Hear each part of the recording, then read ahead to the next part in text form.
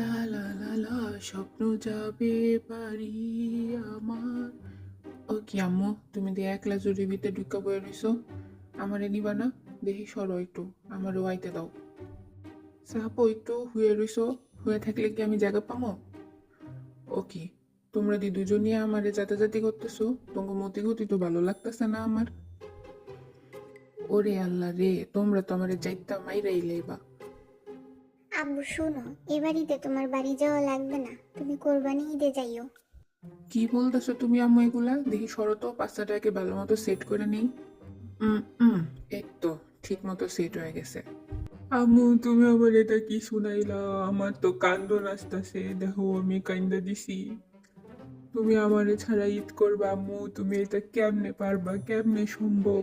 আমার তো মাথাটা ঘুরাইয়া অশান্তি লাগতেছে আম্মু। তুমি আমারে ছাড়া কেমনে ঈদ করতে পারো আম্মু?